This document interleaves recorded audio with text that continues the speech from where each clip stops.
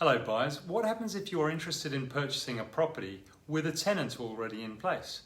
My name's Nick Viner, Principal of Buyers Domain Buyers Agents, and this is Rhiannon Jenkins, Buyers Agent. Today we want to share a few tips with you about assessing a property if there's currently a tenant in place. Rhiannon, can you share your thoughts with us about this topic?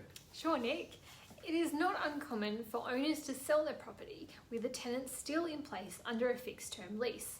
This means that the buyer who purchases a property will become a landlord and will have to manage the lease. Buyers should obtain a copy of the contract for sale, which should have that tenancy agreement attached to confirm the duration and details of the lease agreement. The buyer can then decide if they are prepared to take over the lease or not. There may also be some negotiating power to end the lease early in some instances. The buyer should talk to the agent and ask if there is flexibility around the tenant's end of lease date and ask what it would take for the tenant to agree to end the lease sooner. If the lease has expired and the tenant is in occupation on a month-by-month basis, then let the vendor know if you want to obtain vacant possession, so that they will be able to provide the required 30 days notice, which should expire before settlement.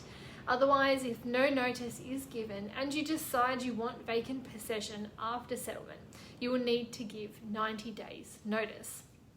During this process, it is highly recommended that buyers talk to their solicitor and mortgage broker to understand the implications of purchasing with a lease in place.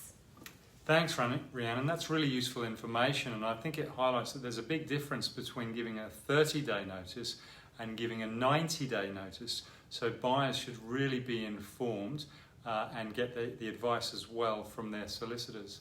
So as a final tip on purchasing with a lease in place, the buyer can request the selling agent to seek a tenant reference from the property manager for the current tenant. And the reference could include information on the ability of the tenant to pay the rent on time, and notes on the most recent routine inspection, for example, and this should give the purchaser some comfort about whether to proceed in terms of taking on that particular tenant.